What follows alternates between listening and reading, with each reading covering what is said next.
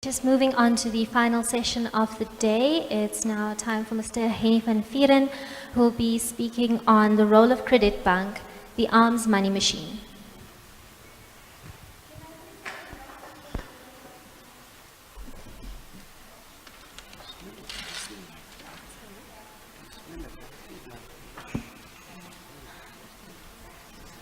Mr. van Vuuren, if you would please just state your full name for the record. Yes, good afternoon members, comrades and friends. My name is Hennie van Vuuren. So before we lead your narrative, I just wanted to again bring it back to the center, to centralize what you're going to speak to. As I had said in the previous Could you session- speak into the mic, please? Yes, sorry, I apologize. Okay, is that better? That's better. Yes. Much better.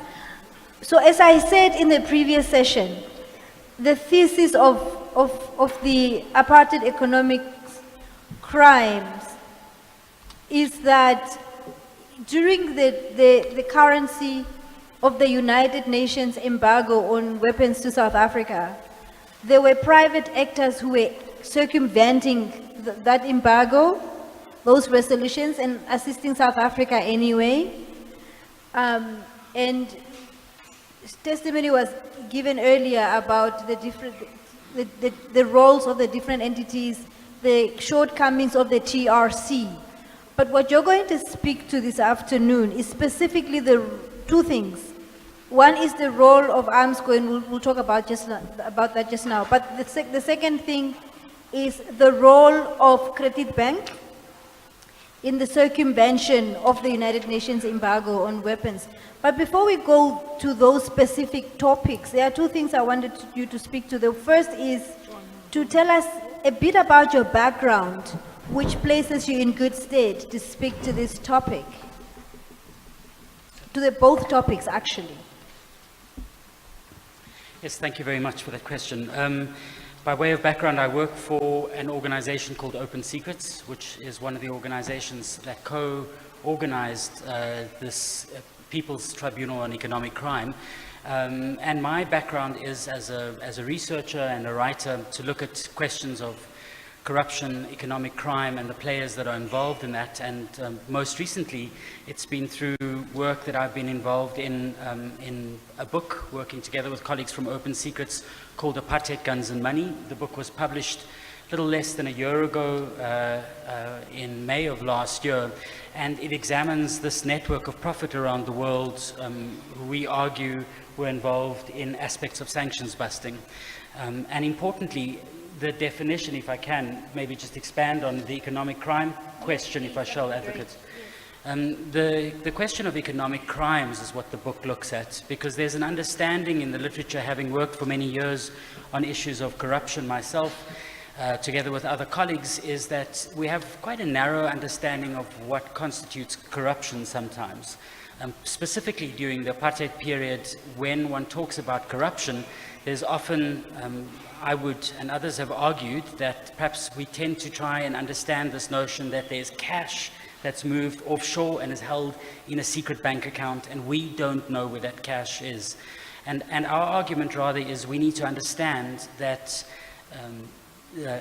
various activities, such as sanctions busting involving corporations in South Africa, corporations around the globe, were criminal activities where there's evidence of that, because apartheid was a crime against and is a crime against humanity and codified as such, and therefore to focus narrowly on the issue of corruption doesn't allow us to hold those actors to account in the same way that we would other actors involved in what we call state capture and corruption today. And Advocate, if I can just mention to you, in researching this book, we interviewed well over 100 people, 120 people.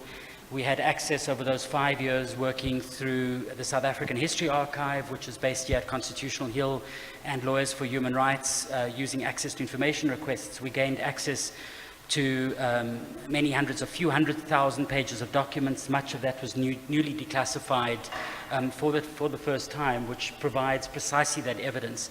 And although we have all of those hard facts, I think, if I may, just to use one anecdotal important example, is a conversation that I had with a businessman, a leading businessman from the 1980s, who described the kind of activity that they were involved in as sanctions busting as petty crimes. And I think perhaps what we are trying to do through this tribunal is to recognize that the actors that are engaged in these type of crimes, that have profited from them, seriously have contributed to the gross violations of human rights, and that economic crimes, to answer maybe some of the points that were raised this morning in those important presentations, economic crimes are often the enablers for the gross violations of human rights. Corrupt regimes who are responsible for oppressing their own people or people who live in that country often require the movement of cash around the world and networks of supporters, and I think it's recognizing how these are connected. Thank you. Mr. van Vuuren, moving on from what you just laid out as a foundation, can you tell us a bit about Armscor, what it was or what it is, and what importance it had in apartheid South Africa? Certainly. I think, if I can, before we talk about the Armscor and the manner in which it's operated, I think it's perhaps useful for us in a democratic free South Africa to recognize the type of secrecy that was the mainstay of the apartheid regime, in the manner in which, from the way in which the inner state, the Broederbond, conducted itself in South Africa with its 12,000 hand-picked members who were a sort of a secret society who guided the policies of the state. And this permeated into many aspects in the way in which the state conducted itself. It certainly permeated into the laws that were put in place. If we think about the Protection of Information Act of 1982, which was so broad that it prohibited the publication of any material that would prejudice the safety of South Africans. And so therefore the reporting on any sensitive material around the supply of weapons, for example, was a criminal act which could result in imprisonment for journalists, by way of example. And I will, if I may, I could just refer to the annexures to the members of the panel. You do have, I think, some of the documentation in front of you. I know that some of this has arrived late, and so we'll be refer on occasion to some of those documents without drawing your attention to the exact line, if I may now, just given the amount of time that we have allocated. But if we look at the 1968 Armaments Act, which is supplied to you as AC1, it specifically made any information that was that was disclosed about the activities of Armscor, which I'll turn to now, the state-owned arms company, in terms of its exports or its acquisitions or the development of weapons, a crime which was punishable with a minimum of 15 years imprisonment. And we need to recognize that that law was in place all the way up to 1994. So not to talk us all through the many various aspects in the way in which the state operated, particularly during the 1980s, but maybe just briefly to say, P.W. Botha, his government of the 1980s was characterized by militarization, in particular, in the manner in which the regime conducted its business. But it can really be traced back from the late 1960s, when 1968 approximately, when Botha was appointed Minister of Defense in South Africa.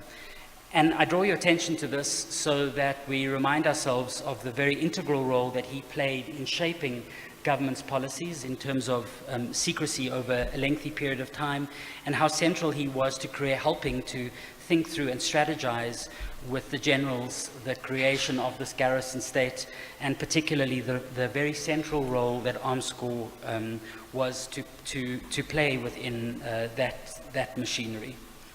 And and maybe just to start, just to remind ourselves that today Armscor is an entity that exists as a state-owned enterprise in South Africa, and its responsibility is the procurement of weaponry. During apartheid, Armscor, which initially existed as the Armaments Control Board and then operated from the mid-1970s as Armscor, the Arms Corporation of South Africa, was responsible for both the procurement and the sale of weapons and weapons technology that had been developed in South Africa. By the mid-1960s, South Africa did not have a sophisticated weapons and armament sector. And in response to the growing appetite for the involvement of the apartheid state in conflict in southern Africa and elsewhere, fueling conflict elsewhere in Africa, it made it its business to create a mechanism, a machinery through Armscor to produce the kind of weaponry that was required. But that production process required technology, quite often, because although there was some domestic, by the 1980s, ability to develop some of that technological expertise, it relied heavily on re-engineering weaponry that had been developed elsewhere. And it relied, of course, on vast sums of money to enable it to do that. And so maybe it's useful just to mention very briefly that we shouldn't forget part of this machinery not only was about creating Armscor and its subsidiaries that employed thousands of people by the 1980s in the production of weaponry, but it's a reminder as well that according to Jacqueline Koch and others who have written on the way in which the arms business was conducted at that point in South Africa, that up to approximately a third of the national budget, 28% of the national budget in the late 1980s, was all directed to military expenditure. This was both direct and indirect. If we compare that to military expenditure in today's rand value, which is approximately 3% in South Africa, it's still relatively high for a country which is with such high inequality as South Africa, but I think it gives us an extent of the importance of this military industrial complex, and of course the important role that the state through Armscor played throughout that process. I'm looking at you, if I may, can I continue just to talk a little bit about Armscor and secrecy, or would you like me to stop? I was going to prompt you to do that. So I'm looking for your guidance as well. So maybe just to talk a little bit about the manner in which Armscor operated. And before we do that, I think it's useful to refer to a publication that we managed to obtain in the process of our research, which is provided to you as AC2, as one of the annexures, called The Leading Edge. And firstly, it was originally entitled The World to Win. And in fact, it was an officially authorized biography of Armscor, the arms company. And it just, I think this is just one, if I may quote from it. It says, with the help and cooperation of a variety of friends from all over the world, Armscor succeeded in supplying the SADF and befriended countries with the necessary arms. All this was possible under the Armscor motto, a world to win. But to win, you needed cash, and I think that was central to Armscor's modus operandi. And what P.W. Botha's regime went about doing in the early 1970s as Minister of Defense was the creation of what was called a special defense account or secret defense account. It still exists today, and you might well hear about it again in some of the evidence that will be led around the 1999 arms deal. The difference between, the fundamental difference at that point is that the almost all military expenditure was passed through the special defense account.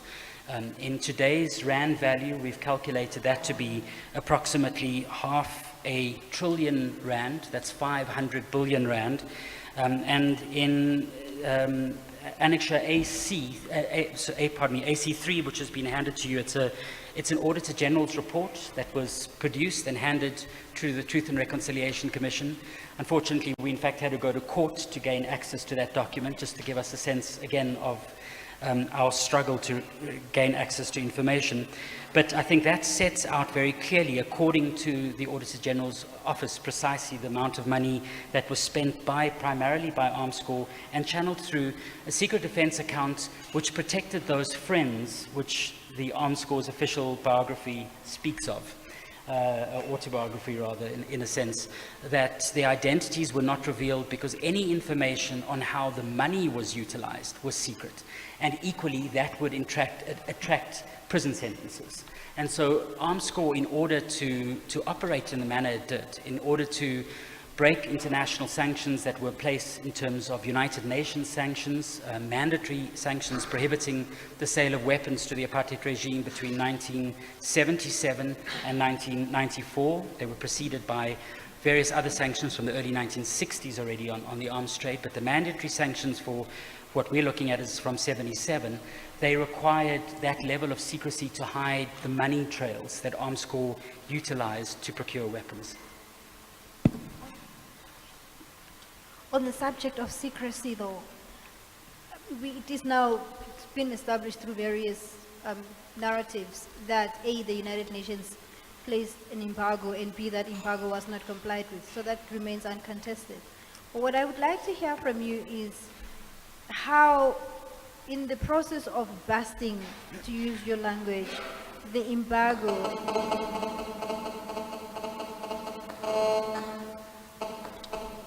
how the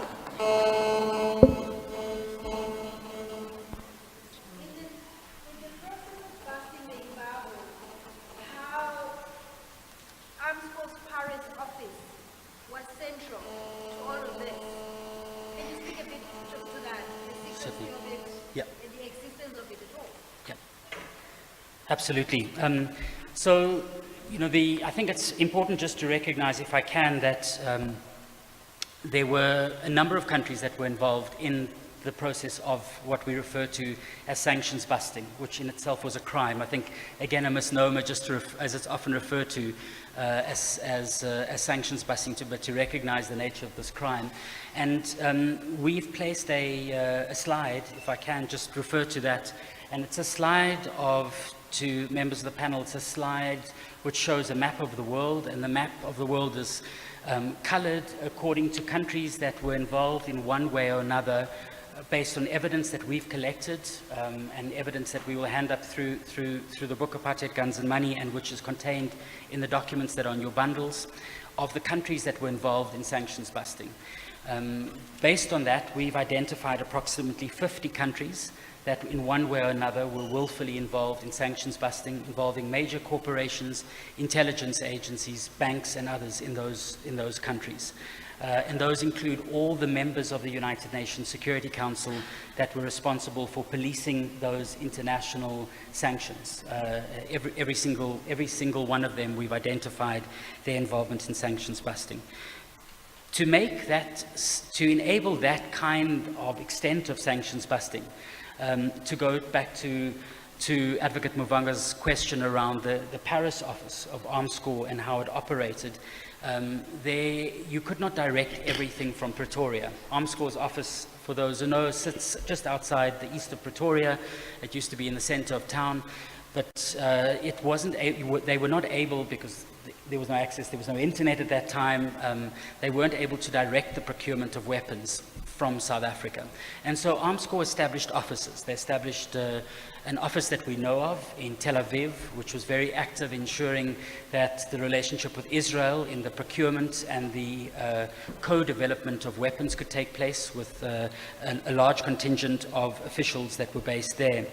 But the South African embassy in Paris, we were not aware of until undertaking this research, and certainly it's not reflected in any public documents that we are aware of that have been made available.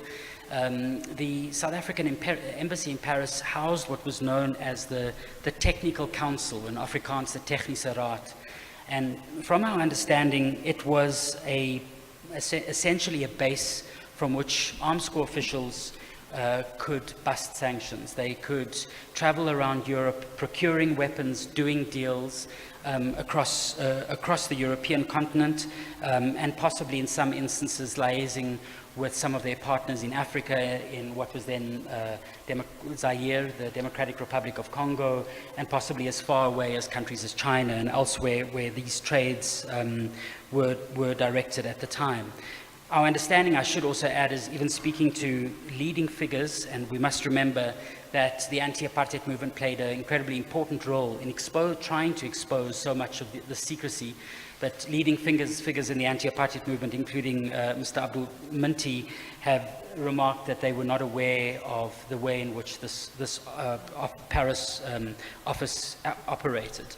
And I'd like to draw your attention maybe just to one or two documents. Again, members of the panel have access to those, and not everybody else in the audience. But in AC 17, that document in particular talks to, it's a top secret SADF document, which confirms the establishment of the Arms Corps office in Paris in 1976 and 1977. And then returning again to AC 18, which is the Arms Corps biography, the leading edge. This document, which we also were able to gain access to, has never been published or made public, from what we understand. That did confirm that until the early 1970s, there were 200 Arms Corps officials or military officials based in Paris, and from the late 1970s, there were approximately 20 officials that were based in the Paris office. And maybe just specifically to add, I think to members of the panel, some of the documentation that we obtained made it very clear, not only of the fact that there was knowledge from the side of French officials. So in AC 19, it's one of the documents that we've provided to you, in which it's confirmed that French authorities knew about the existence of the office in Paris and its purpose. And specifically, it was a memo produced by the then Department of Foreign Affairs, today the Department of International Relations and Cooperation in South Africa, and it talks specifically to the accreditation of Arms Corps officials who, from what we understand, were based on the top floor of the embassy, which is on the Seine in the very heart of Paris. And if I can just quote very briefly from the document, it says, notwithstanding, this is from 1985, notwithstanding the tense state of relations and the possibility that South African military attachés in France may have their accreditation withdrawn, we have at present no indication that any action is envisaged vis-à-vis the technical section. These are the Arms Corps officials, the 30 officials based in the embassy. And this is action by the French government.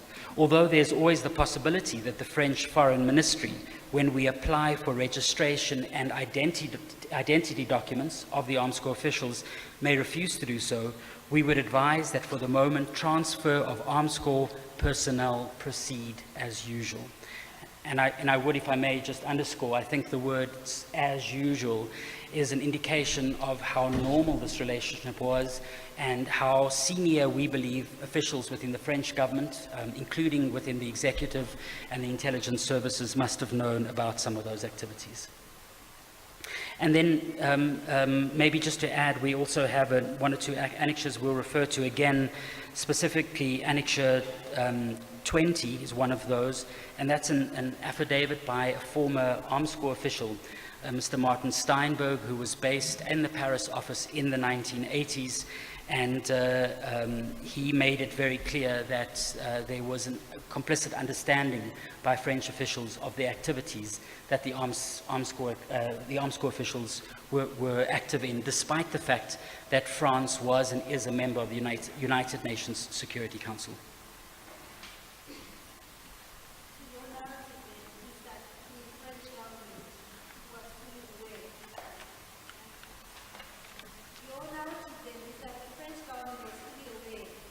Of the fact that two things were happening at the South African embassy in Paris.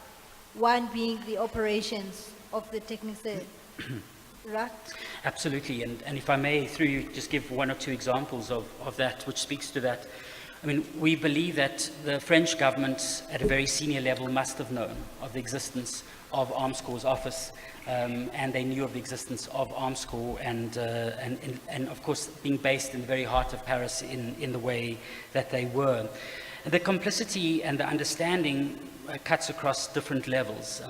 We have documentary evidence which shows a number of meetings, and these are not in your evidence bundle, but we can provide those should you wish. We didn't want to burden you with too much documentation, but we can hand those to you, which shows that the French intelligence service, the French foreign intelligence service, the heads of those services would meet with Arms Corps officials on a regular basis throughout the 1970s and 80s.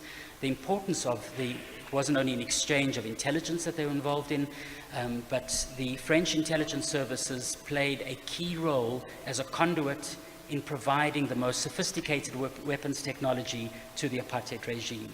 And we're not talking about low-level officials. These include meetings in the late 1980s between the heads of intelligence services in France and the head of military intelligence in South Africa.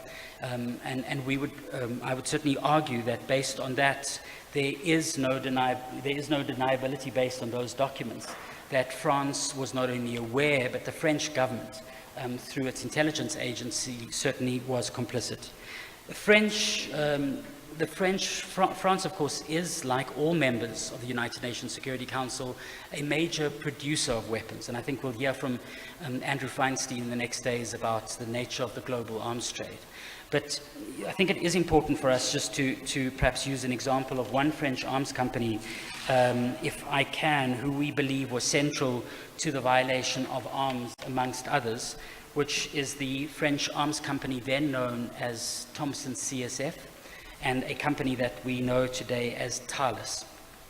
And I think we have, again, through our access to through the access to documentation that we've been able to that we've been able to access, it shows that from the late 1960s, P.W. Botha, as Minister of Defense, would travel to France, meet with Thales, where France and South Africa were co-developing sophisticated missile technology. The chairman of Thomson CSF would in fact accompanied P.W. Botha to some of those tests that had taken place. By the early 1980s, Thomson CSF had been nationalized by the French government, then the socialist government at the time. And one of the documents we found in the archive of a former Minister of Trade and Industry, really the Minister of Science and Technology, the minister known as almost the sanctions-busting minister, a man by the name of Dani Steyn, who passed away last year in P.W. Botha's cabinet and had worked at Arms Corps for a number of years. Steyn meets with Thomson CSF's chief executive when he visited South Africa in 1987. And in writing after the visit, the arms company's CSO thanked Steyn, this Minister Dani Steyn, for the opportunity to meet with him. And he confirms that Thomson CSF was ready to accept a military delegation from South Africa for what was called a European high technology scanning mission, which we interpret as looking at opportunities for procurement of technology, given that the military had been drawn into this process. We would argue that the activities of companies like Thales was not isolated, and it relied certainly on the tacit approval of the French government, but particularly as it was a state-owned enterprise. But we would also argue that given what we know about the activities of French officials, that there must have been overt understanding of that. And perhaps just to, for us to recognize that Thales is a company which we should return to again in the section on the arms deal, because it is the company that is implicated in paying bribes to President Jacob Zuma, those 783 charges of corruption, fraud, and money laundering that he faces. If I may just add one other example of the engagement with the French, and we use these as examples, there are many more that we could draw your attention to. But one of those examples, which are very important, we would argue, was a meeting in 1987, and it's a memorandum which is marked AC-34, which was it's a Department of Defense military intelligence document that's a report of a meeting that took place in Paris in 1987 between the respective heads of the military intelligence services of South Africa and France. And in that we see that French officials make offers to the South Africans that they are willing to provide spare parts for the Mirage fighter jets, those jets that were used in the war in Angola, at any time should the South Africans require it. And maybe just to note that the French officials also confirmed that they were not opposed to a clandestine plan, meaning a conspiracy, to supply new aircraft to South Africa via third countries such as Chile under the dictatorship of Pinochet or Argentina. In fact, to add that at that meeting we also have a note that Jacques Chirac, who was then the Prime Minister of France, is later the President of France. Chirac was a conservative. He sends his Chief of Staff, a man by the name of Michel Rousson, and he confirmed according to this document, Mr. Rousson personally stated that he and the advisors to Mr. Chirac would do their best to ensure the successful implementation of such a scheme to provide weapons should South Africa be interested. I think throughout your account, the thing that stays at the back of one's mind is the genesis of the embargo itself, which actually started after the Sharpeville massacre, if I'm right. And what happened there is people got massacred, and pressure was mounted on the UN, and that's how the embargoes commenced. So the story of the weapons and arms go really is a story of the UN trying to stop a systemic killing of a people and repression of a people.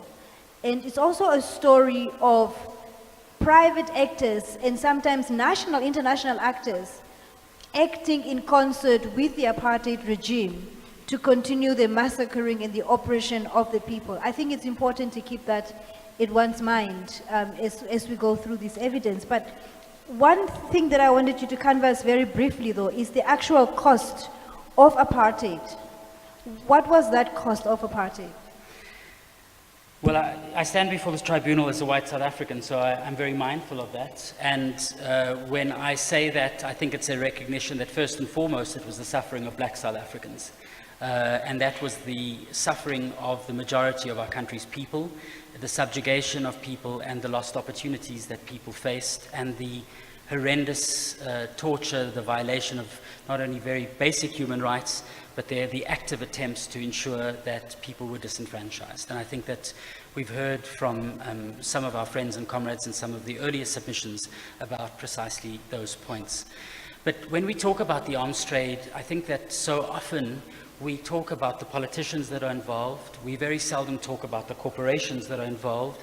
And we have some understanding when it comes to corruption of the types of money that are involved. They're very large sums, and I think it's very hard, and I say that for myself, it's very hard for us to comprehend what does that actually mean, and what is, what in terms of the real impact. But correctly, as you said, the initial sanctions, although not mandatory, that many countries had signed up to from the early 1960s were precisely a response to the Sharpeville massacre, as the international community started to understand what the impact of apartheid was, largely thanks as well to the resistance movement in South Africa and the growing global movement against apartheid and its supporters. The 1977, the mandatory arms sanctions were a response to the murder of Steve Biko.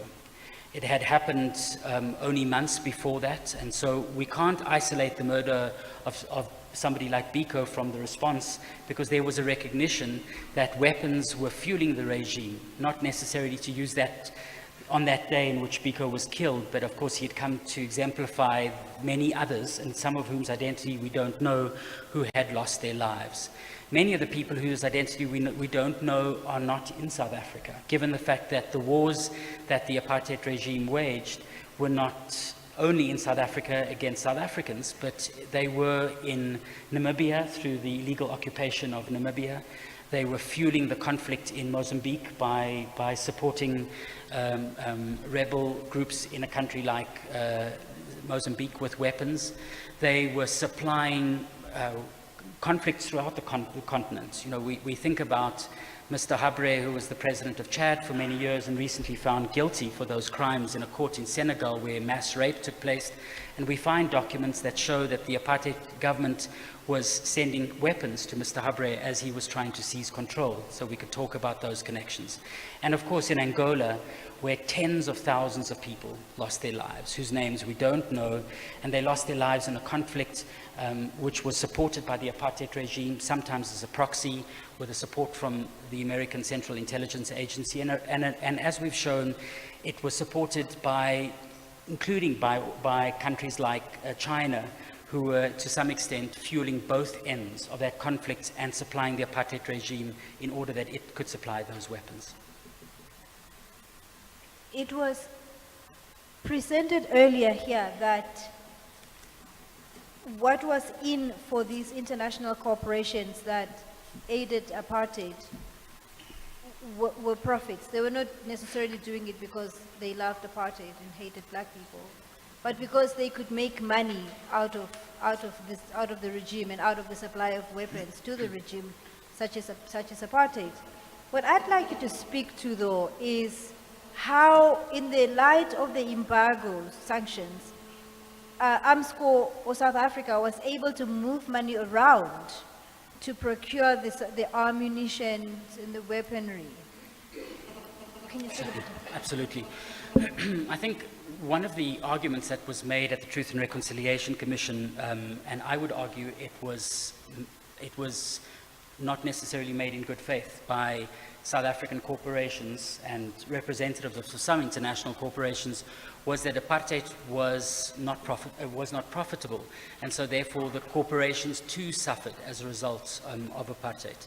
And I think there is sufficient evidence to show how many corporations profited in many ways, in many sectors. From the mining sector, we think about the impact of silicosis at the same time that we had rising share prices throughout the South African economy at that point.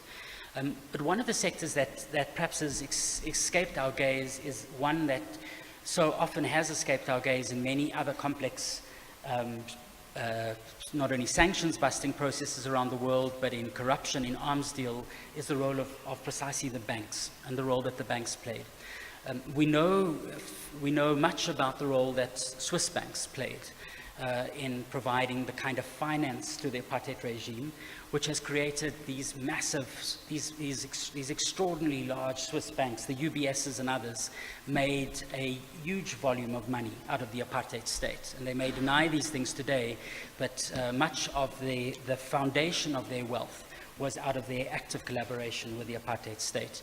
I mentioned that, if I may, just in starting this proposition on Kredietbank, for us to be reminded that there were banks across the globe who worked intimately with the apartheid government in France, in countries like France, in Germany, in the United States, in Switzerland, very clearly in Italy and elsewhere, that have not been the focus of, we would argue, I think, of sufficient efforts for accountability. Very often they've been protected, and I use the Swiss example again, by their own governments who protected the flow. They protected the banks by ensuring that documents that could be used to hold those banks to account were not made available for many years to civil society activists and others. I think a very deeply cynical process involving those countries. But specifically, Armscor, we spoke a little bit earlier about Armscor and this vast amount of money that flowed, if you like, through the special defense account. So it's a government account in South Africa, the special or secret defense account as it often was known, but that money needed to move across the globe. It needed to find a way into the pockets of arms dealers, of arms corporations, and of intelligence agencies. And we're talking, as I said, of an amount of up to, from what we know at least, 500 billion rand, so half a trillion rand. And this required a money laundering network. And members of the panel, we've put up a slide, which again is a slide which is a map of the world. And as I talk, it refers to the flow of money, and I'm going to talk to the flow of money, which I will describe how the money flows worked across the globe. But we identified in particular a bank in Belgium and a bank in Luxembourg, which according to the documents we've collected, we believe were central to this money laundering enterprise. The banks are Kredietbank, which is today one of the top 20 banks in Europe, and its subsidiary, which operated in the tax haven and still operates in the tax haven of Luxembourg, called Kredietbank Luxembourg. It's no longer owned by the Belgian company, but owned by a very wealthy family in the small kingdom of Qatar. And what we identified in this process, and I'll lead you to how we believe the system itself worked, but in piecing together documentation, we managed to gain access through court records to documents that had been filed by a man who was a sanctions buster by his own admission, who worked for the apartheid government and claimed that he wasn't paid what he regarded his fair share in a sanctions busting deal. And many of those documents, together with other records that have been released through access to information requests, have painted quite a complicated but a very important narrative of a system of front companies and bank accounts used by Armscor, utilized by Armscor to bust those sanctions around the world.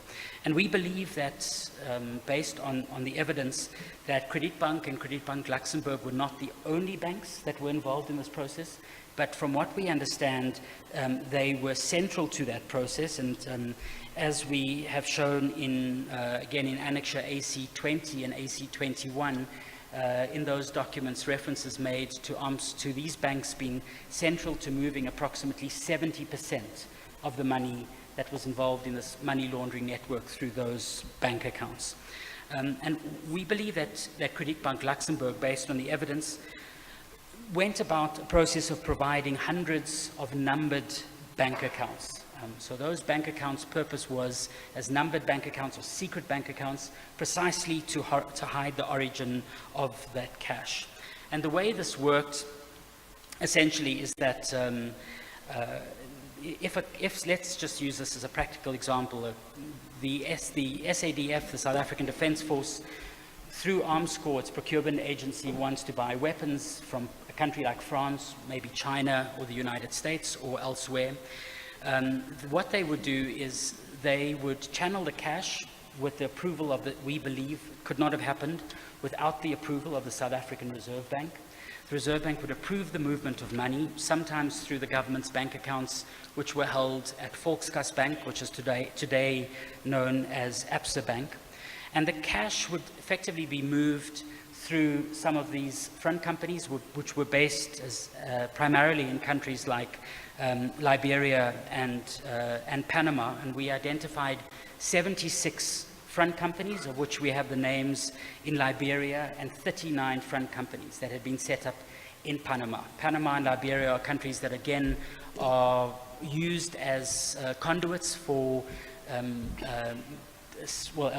regarded as secrecy jurisdictions, to the extent in which details of the way in which companies operate, who own the ownership of those companies, is not only clouded in secrecy, but legislation protects, in most instances, the identities. And so they are used as centers for tax evasion, the illicit flow of funds, and of course they are excellent conduits, or they were, at least during this period as well, excellent conduits for sanctions busting and the money laundering that is associated with this.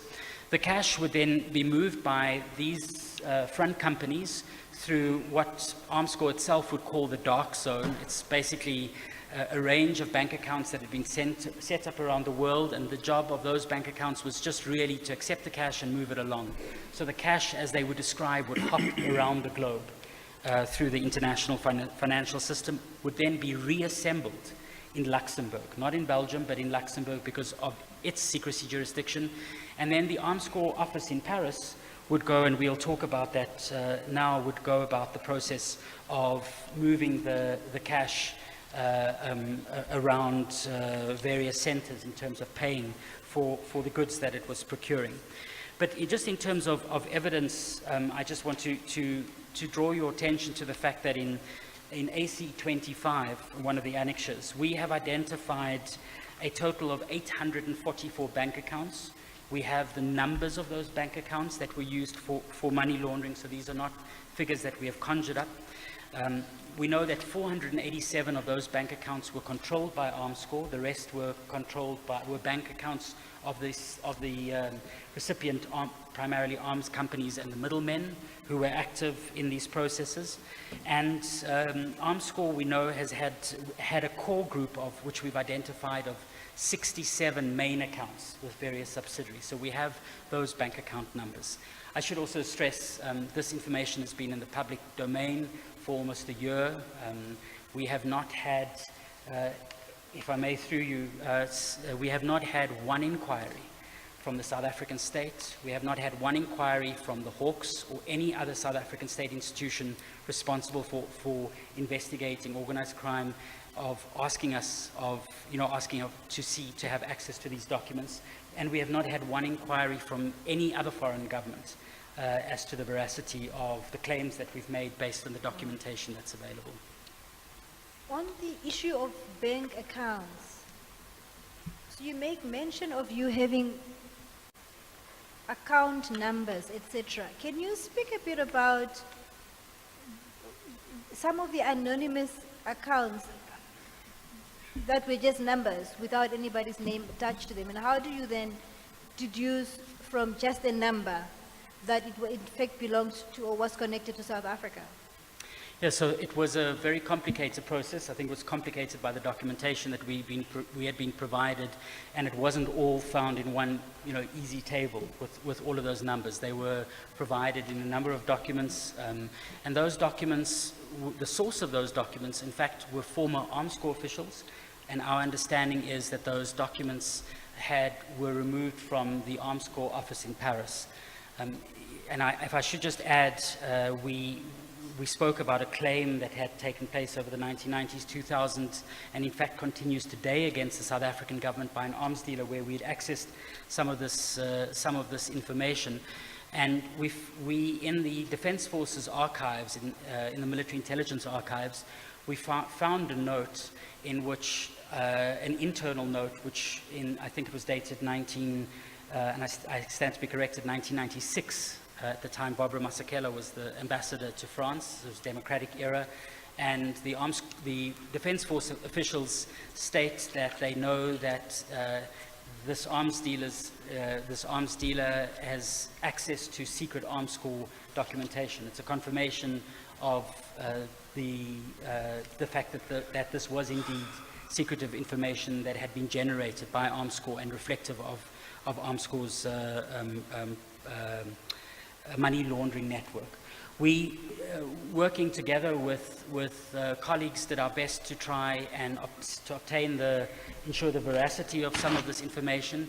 And so in instances, we had the names of those front companies. We then undertook research by gaining access to the registries in countries like, specifically in Panama.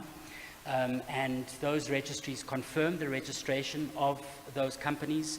And in addition, we had the names of the directors, the nominee directors in a number of those companies. And through using the directory, this was based on the documentation we were able to confirm that in many instances those were the directors or obtain additional information. In Liberia, this was problematized by the fact that there's almost no access to that information. So Panama, at least, there was, through assistance from others, we were able to collect and collate some of that information and help to verify some of that. And if I may just say, add there, Advocate, there's a number of accounts where we don't know, they weren't linked to specific transactions. So it's important to note that many of these bank accounts were set up for the specific purpose of one transaction. And those transactions were quite clear. The transactions, for example, they were linked to secret projects. We then had to try and understand what those secret projects were, because there is no list of secret projects that were in operation at that time. And those secret projects would be, for example, the procurement of technology to develop ballistic missiles. And that would have been a front company established for precisely and only that purpose. Staying with the theme of Kredietbank, what has you made mention of research earlier. What has your research unearthed about the motive of Kredietbank, as well as its subsidiaries, and perhaps some of its senior management? Thank you. We would argue, when we look at the complicity of governments, and we've spoken about the French government, for example, and the complicity, we would argue right to the top, and I think questions would need to be asked of Mr. Chirac as well, of his understanding of these crimes.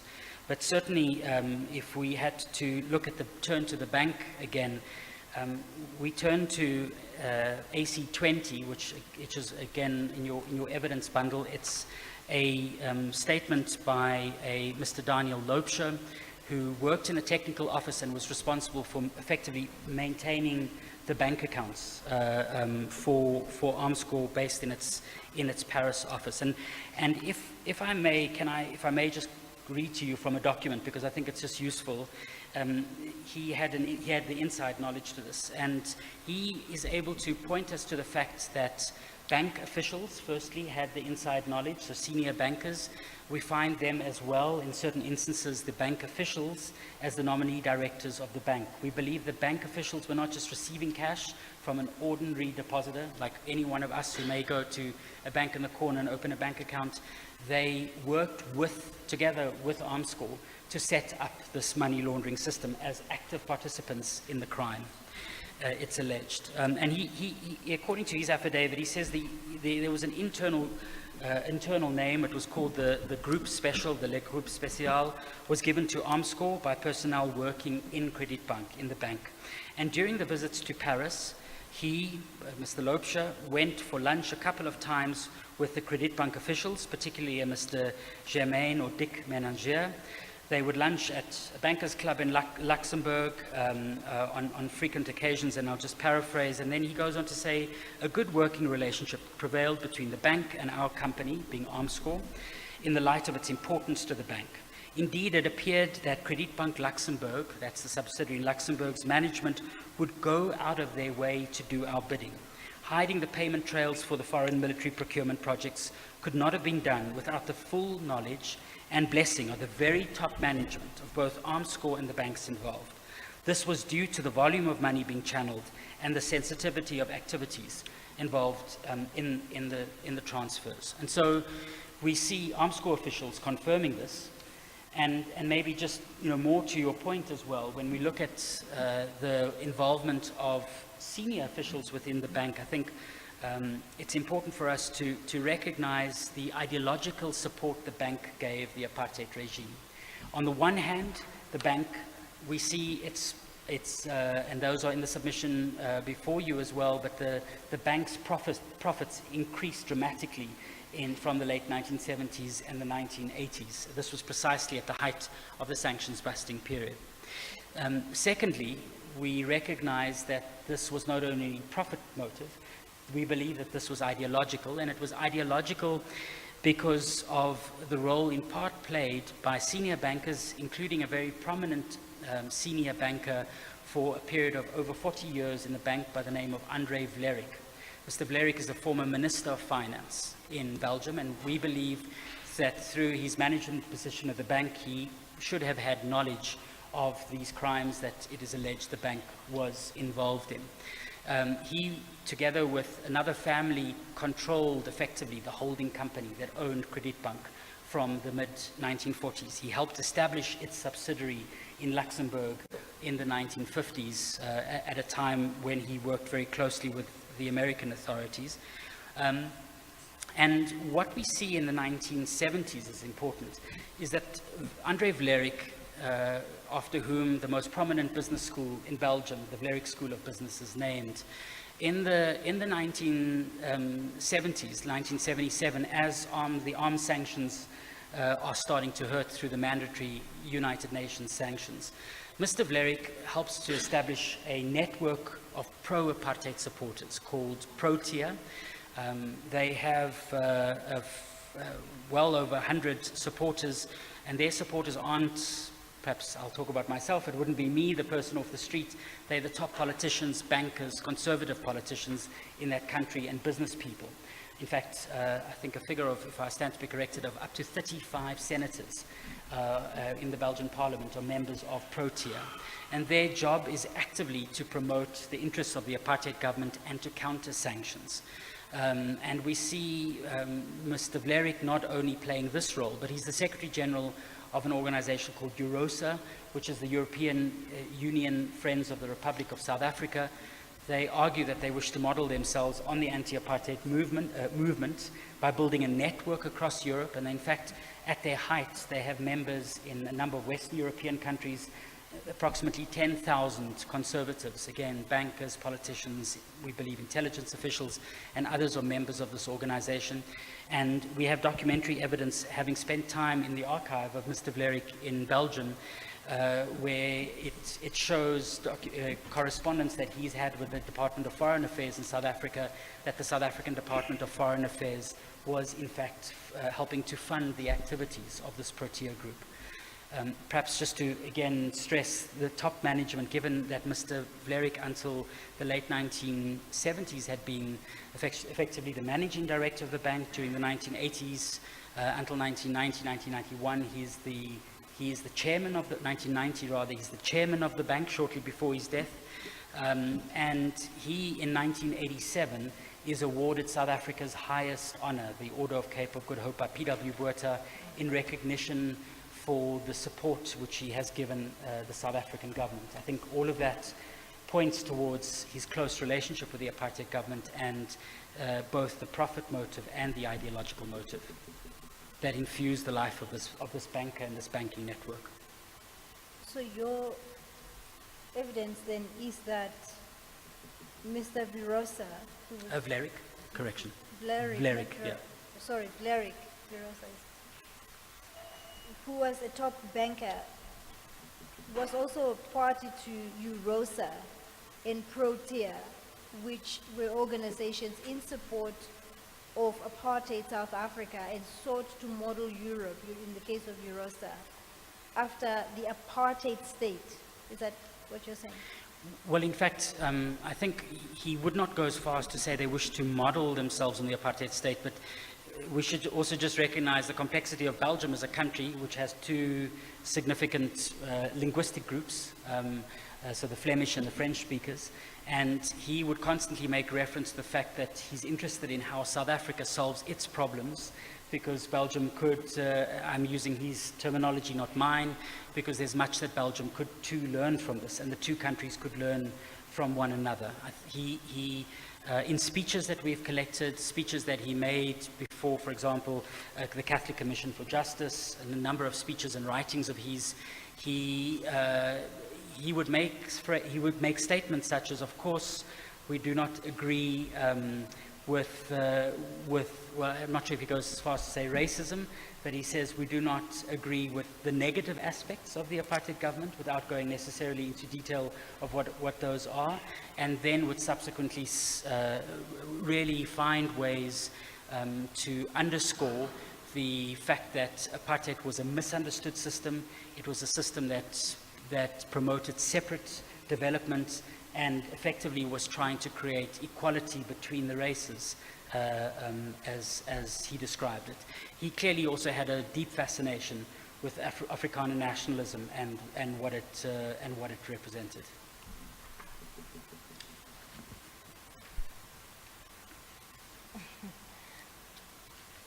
So obviously there was an intended collaborative relationship between the bank and the apartheid state in many ways. I mean, that should not be contested. And if I may add, that intended collaboration, maybe just to stress, is that Mr. Vlerik wasn't an outsider in his country. In fact, at around about the time, shortly after he was given this award by P.W. Botha, the Belgian king had made him, I'm being a Republican in a positive sense, he was a baron, so effectively he was given an aristocratic title by the Belgian king. I think we need to recognize that being a former Minister of Finance, he really exemplifies the very heart of elite and state power in a country like Belgium that embraced him despite the fact that his politics was well known, that investigative journalists in Belgium had exposed the Protea network in the late 1970s, and they had published the names of these people in exactly the way that investigative journalists in South Africa had published the names of the Broederbond. And so I think we're not stating this after the fact. I think that he was accepted into this elite circle despite his support for apartheid, and I think we would certainly argue his support for racism. Sorry, but are you prepared to go further though and suggest that Belgium itself may very well have been complicit in apartheid? Well, I think we would argue that that if we talk about a country like Belgium, I think we need to look at the states and the state institutions. We have substantive evidence of intelligence agencies and governments who were complicit in sanctions busting and therefore complicit in crimes. In a country like Belgium, one of the questions that would need to be asked in Belgium and Luxembourg was what was the role of the supervisory institutions that should prevent acts like money laundering, and that the Belgian state could not have known about these activities if what the evidence says is correct for a period of almost 20 years. I think would mean that questions need to be asked of the Belgian state as to the extent to which, by its inaction, it enabled this money laundering to take place. I'm prepared to take you to task a little bit on that though. So I understand the narrative about the institutions and the role of supervisor. What I'm actually asking you about is, so apartheid was in more than one document declared a crime against humanity. Is that correct? That's correct. Presumably Belgium knew this. Belgium did know it. There were a number of countries that only acceded to the UN Convention quite late. And I stand to be corrected, but I think Belgium was one of the countries that only acceded to the UN Convention at a later stage. But Belgian representatives had sat in all of those meetings at the United Nations where these issues were discussed, and in many instances openly would vote in support of restrictive measures, not necessarily armed sanctions against the apartheid government.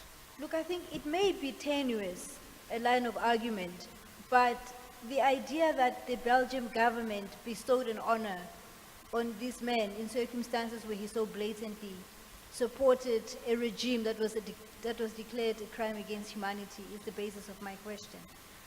But that's neither here nor there. So, but I have to advocate just. Yes. Well, I'm led by No, you. you may.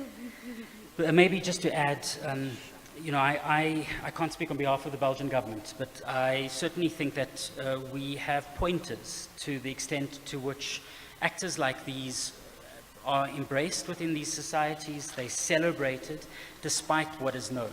So I mentioned a little bit earlier the fact that the Vlerik School of Business, if anybody went onto Google now, you would find it. It's named after Mr. Vlerik. And shortly after his death, some years after his death, Mr.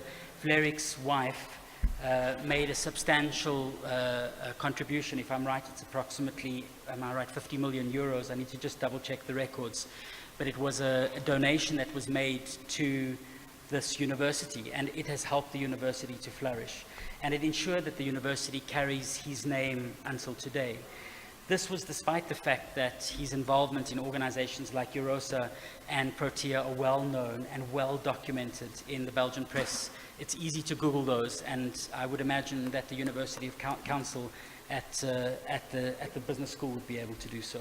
So I mention that to say that I think perhaps we need to remind ourselves that complicity in many of these crimes is very active in many instances, but complicity can, in a way, I'm not describing it as passive, but complicity can take place in other ways where, you know, it's a question of not only looking sideways and refusing to acknowledge, but it's denying aspects of truths that have been revealed. So the last question from me is, what, if any, continuities exist in terms of the actors and networks that deal with illegal arms trading during apartheid as opposed to post-apartheid. So the question really is, have these networks and actors continued in the illicit supply of arms? Yeah. And illicit broadly, I'm not just talking about whether in the face of sanctions, but also by other means that are not. Absolutely. I rely on evidence which is contained in the book Apartheid, Guns and Money. Some of the chapters of the book have been made available to you, but I'm also referring to some documents that have not been made available to you as annexures, and we haven't included them in the bundle. And so if I may, just to say, I take it upon myself to ensure that you do gain access to some of those documents.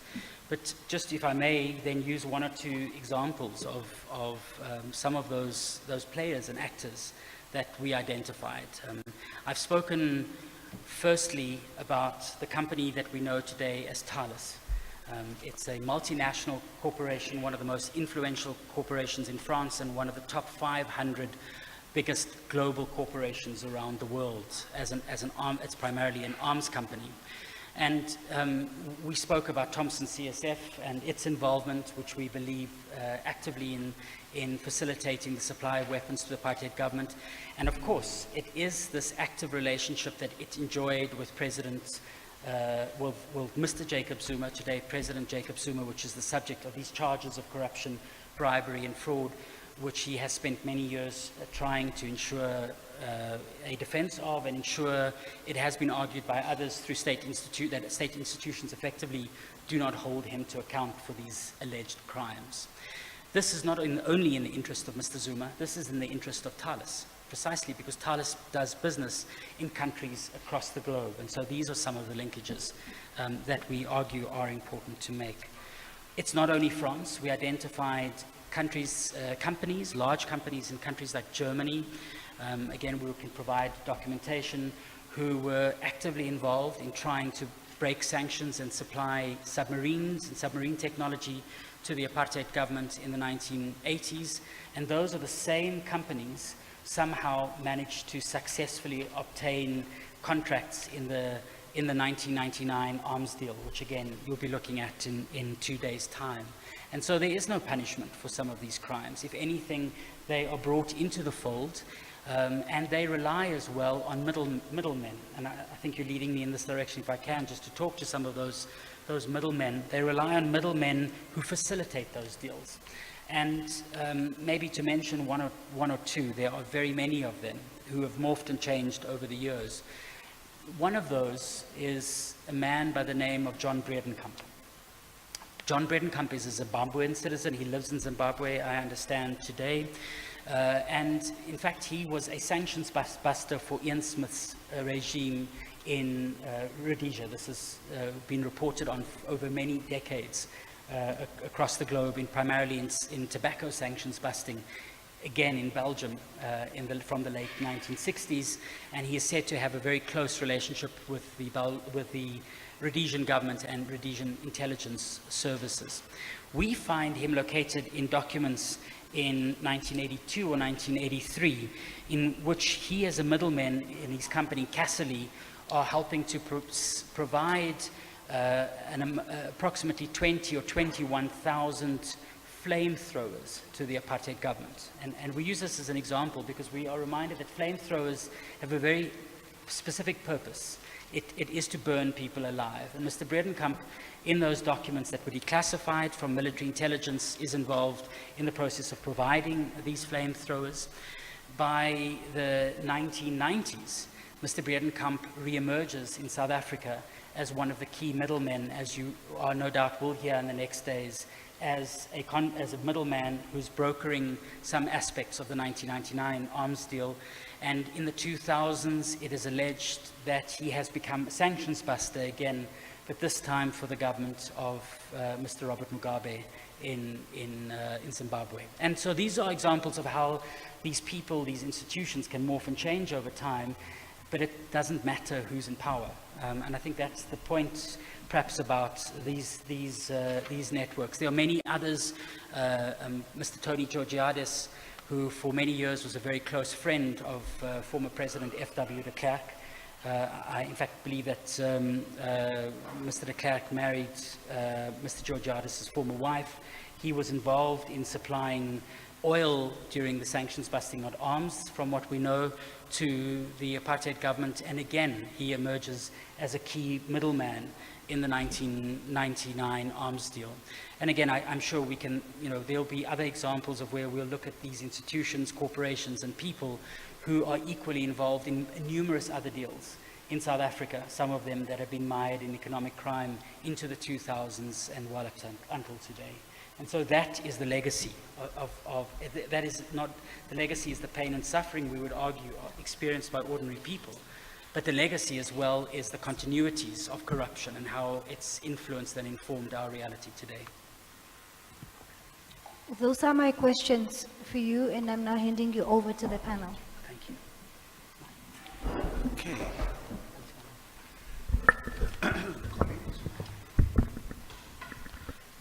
Thank you very much, Hennie. Thank you.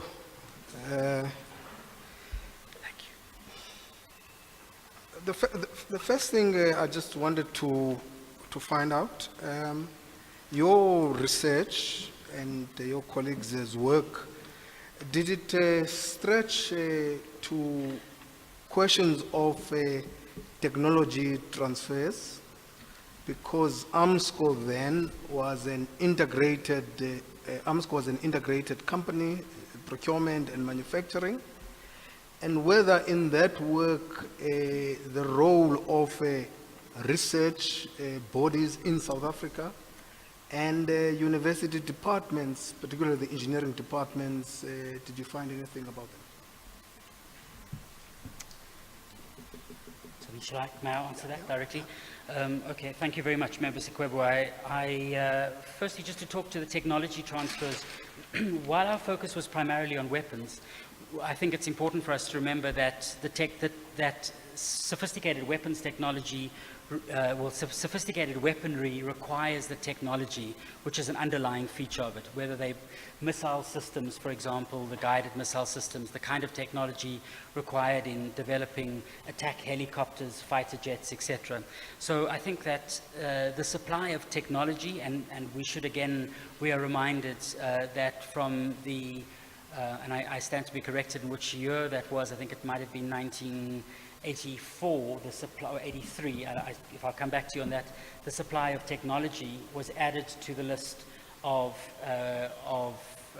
material that could not be provided to the apartheid regime in terms of the 1977 arms embargo.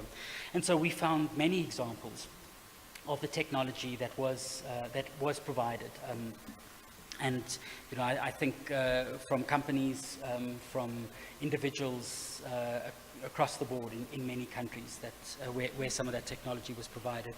When we look at the role of South African university departments and the South African research bodies, firstly, in terms of the research bodies, it's clear that certain research bodies like the CSIR, the Council for Scientific and Industrial Research, I think would be one example, had really been set up to provide the technology, some of the technology that was utilized by many of the subsidiaries that ARMSCOR managed at the time. There were subsidiaries who were responsible for producing tanks, for producing missile systems, for producing aircraft, and some of those continue to exist today.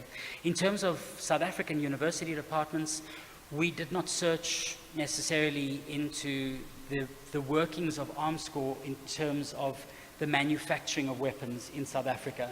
We were looking primarily at the supply of weapons from elsewhere, but I do think that there is a long history of collaboration that took place between university departments who were undertaking research. My understanding, and I know that not from evidence we collected in the archives, that some of the universities, for example, Stellenbosch University, some of the faculties may have worked very closely with some of these subsidiaries. And of course, we had a movement of academics who would move between university departments and act as consultants for many of these companies. And those were the engineers that were required. Those are the many people who formed part of that military-industrial complex, as it was. I mean, you said that the information that you are using for your presentation here has been out in the public for a year. I just wanted to know, in doing the work and talking to a company like a Kredietbank, what did they say as responses to your questions that you were asking, and also the information that has been published? Yeah. I certainly tried to reach out to some of the officials that were implicated. Mr. Menangier is one of those who worked for the bank, whose name I mentioned to you, and we didn't get responses to that. We made a decision not to send questions to Kredietbank, and if I can just say, there is some latitude to publishing a book as opposed to publishing the requirement the editorial requirement placed in some journalists to give the banks the right to reply immediately. But having said that, the information has been in the public domain. There has been extensive reporting of this in France. Unfortunately, the Belgian press seems less interested in this matter. We have seen one statement that apparently was issued by the bank to an inquiry, which I happened to find online, written in Flemish, in which they were asked by the newspaper, I think the newspaper is called Metro in Belgium, as to their views of the research, and they had said that they were not involved, or were not complicit in any such activities, and they said that the activities of their chairman and managing director, Mr. Blerik, are well known and have been publicized, but they did not believe that his personal views, and I'm paraphrasing here because this is not my language, Flemish is not necessarily my language, but they believe that his views political views did not inform the activities of the bank, which, if I may, I would find quite astounding, but that is the view of the bank. Okay, thank you very much. I just would like to thank you for your very thorough presentation and just remind you of your undertaking to make sure that we get documents that you have referred to that are not in the document.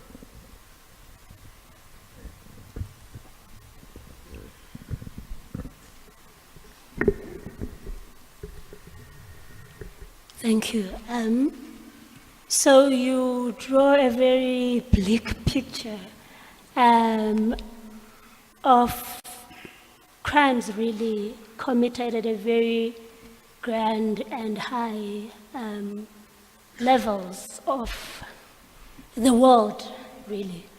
And in my mind, if you look at the UN and the UN Security Council, those are spaces for recourse, right? And if you draw this very bleak picture of how countries in that council or in that space are somehow implicated in the arms busting, as you put it, then my question would be, what form of recourse is there for the layman, if any? If one wants to pursue justice in this case, where does one begin? I think it's a question that occupies my mind and the minds of many comrades who I work with in Open Secrets and other organizations who we are speaking with.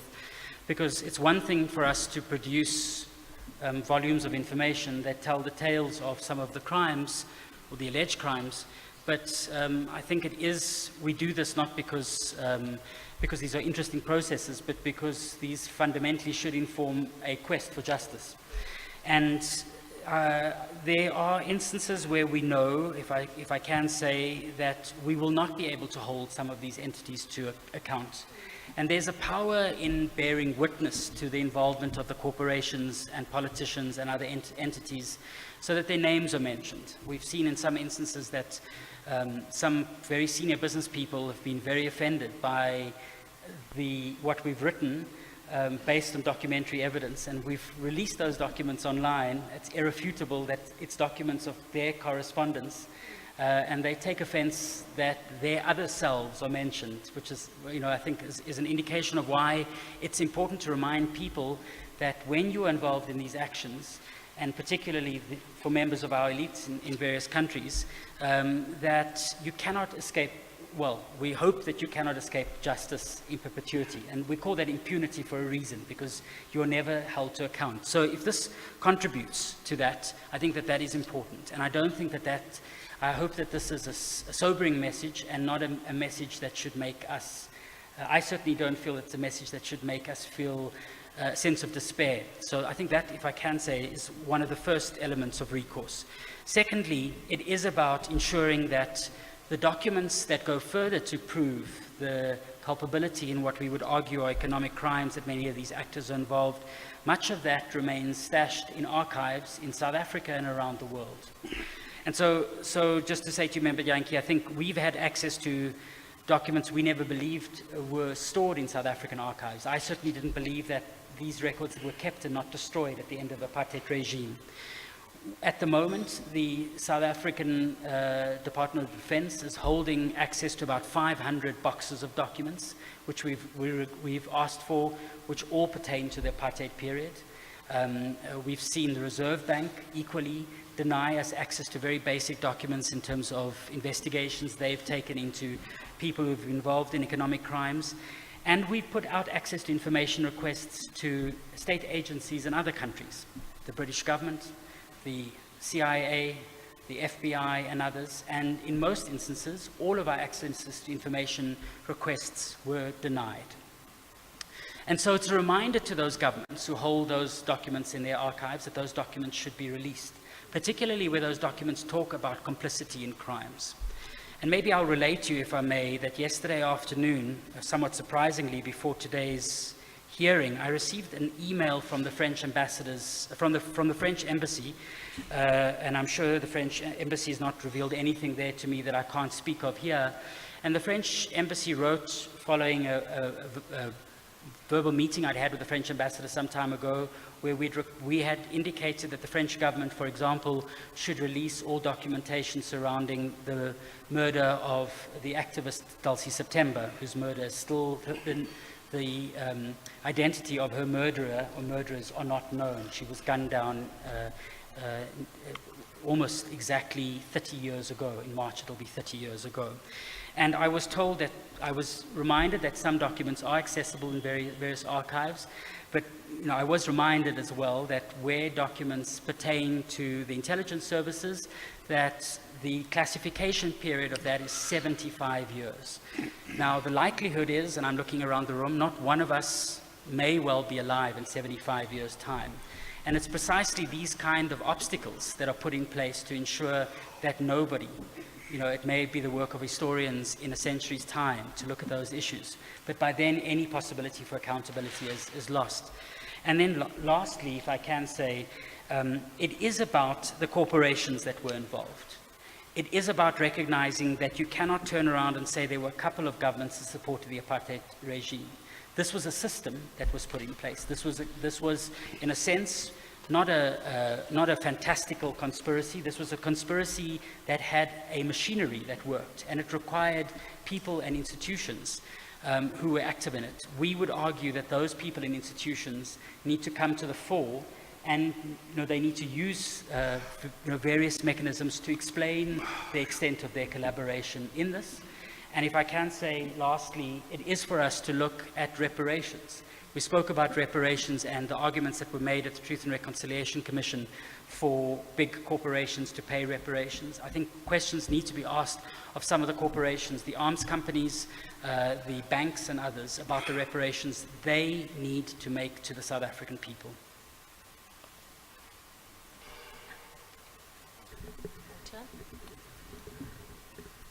Well, I think this is truly stunning research, which you've managed to do despite all the obstacles which you've all also described to us. So it's well known that the Security Council passes these resolutions, but they don't have implementing tools to follow violations of sanctions. It's only in the recent years that they've taken very active steps, which means it is possible for them to seriously follow violations. They've taken very serious steps on piracy, obviously because now it suddenly affects northern assets. Mm-hmm. My question is, if you can remind us again why the Security Council passed mandatory sanctions against South Africa. What was presented to them? I mean, was it merely punishing a bad government, or were they concerned about how the government was treating the people of South Africa, which would then link everything you've told us to the main concern, that it's people who are affected?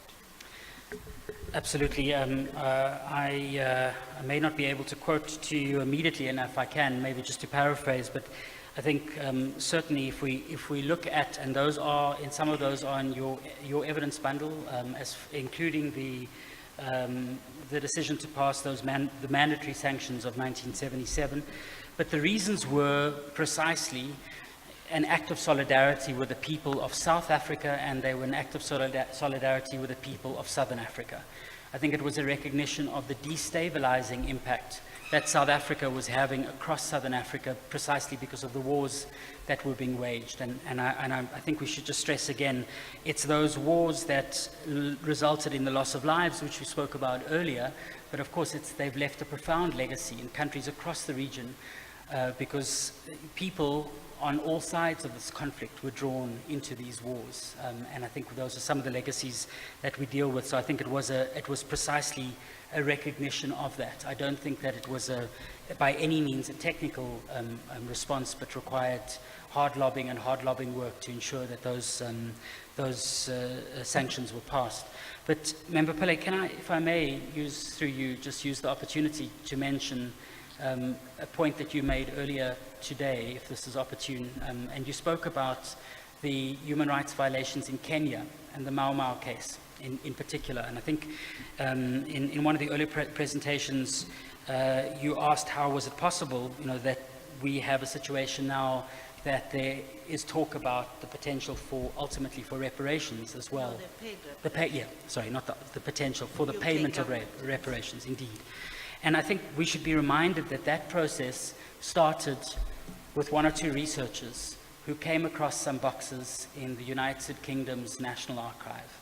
And what they discovered was that my understanding was that there were hundreds of boxes that the United Kingdom government had, I must choose my word carefully, but my understanding, one could interpret it as they were hiding those documents. They certainly weren't making them public, although they should have normally been declassified because sufficient time had passed. Because what was seen as the continuing sensitivity of those documents. And I guess what I do want to say in response again to Member Jantji's point about what is possible, perhaps the Mau Mau case is such an important example of when information is made available, when activists work hard at ensuring that accountability takes place, that there is at least the possibility of this happening. Thank you. Member Pillay, if I may, just it's a direct answer to the question, why the Security Council made mandatory the embargoes. There's an annexure in the bundle, it's annexure AC10, and with your leave, I'm just going to, it's very brief. Sorry, just give me the number again. AC10. Right. So it reads as follows, and recognizing that the military built up by South Africa and its persistent acts of aggression against the neighboring states seriously disturbed the security of those states. So it had to do with security of the neighbors. Further recognizing that the existing arms embargo must be strengthened and universally applied without any reservations or qualifications whatsoever in order to prevent a further aggravation of the grave situation in South Africa. So it had to do with the situation in South Africa itself. Gravely concerned that South Africa is at the threshold of producing nuclear weapons. We've seen that movie before, nuclear weapon threats. Strongly condemning the South African government for its acts of repression, its defiant continuance of the systems of apartheid, and its attacks against neighboring independent states. States, again, neighbors. Considering that policies and acts of the South African government are fraught with danger to international peace and security. So these are all the the reasons set out in adopting the mandatory resolution?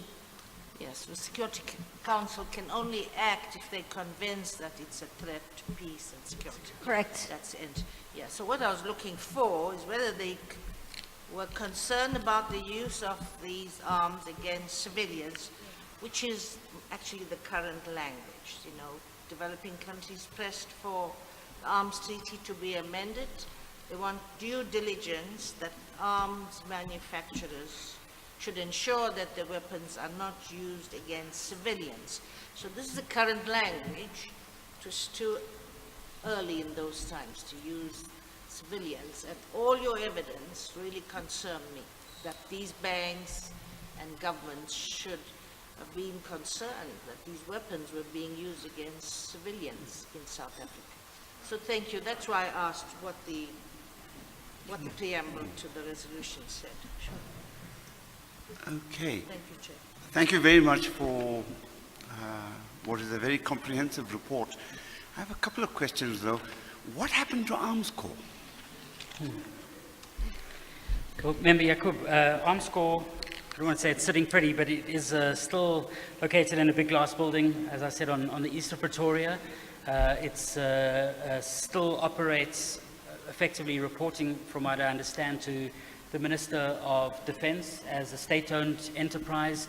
It is responsible for the procurement of weapons. So in 1992, what happened was the government of the de Klerk government took a decision that Arms Corps, as I described it earlier, both the procurement, the acquisition and Where's the acquisition that? and Is that sales in arm. your submission, just to save time? It is in my submission. Tell us, is it in one of the annexures?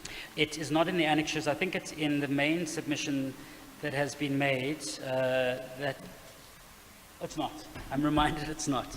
So we can provide that information to you. Please, could you, I mean, we can write it down now, but speaking for myself, I would really like some information of the role of Arms Corps since 1994, because speaking for myself, it's an important aspect of the continuity argument. Yeah.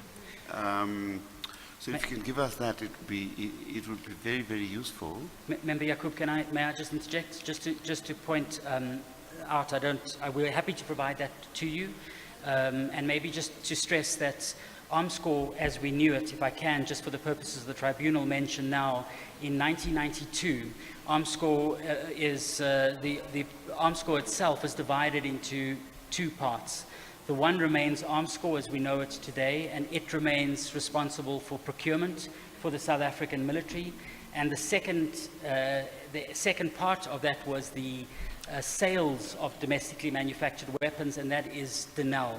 And so Denel and Arms Corps, we will meet again in both, from what I understand, throughout these hearings, you will hear of activities in the 1999 arms deal, the state capture that we understand, the Gupta, so-called Gupta state capture around VR laser, this deal, which will be examined by the tribunal, that affects Denel. So it is a very important institution, one we need to understand for the purposes of this tribunal. So hopefully we'll get that information. Mm-hmm. The French government, is there any particular reason why it is not targeted in the remedies?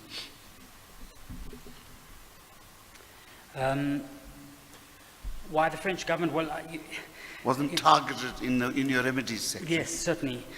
I am also mindful of the powers that we have as a tiny non-profit organization of targeting the French government. The truth is, Member Yaqub, or not the truth, but I would argue at least, is that we need a capable state in South Africa that seeks justice for those who are implicated in these crimes.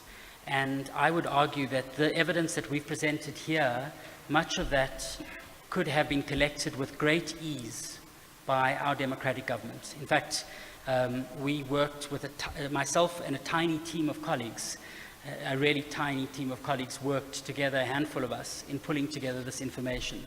The state has the capacity to send dozens of researchers, young researchers could be brought from our universities into this country's archives and open up the archives to tell these stories. But there is no, if I may, there is no political will, and there has been no appetite. And precisely as I said, we had no follow-up. I would argue that if anyone could hold some of these actors to account, it would, it would be precisely our state. It should be after this kind of information is released.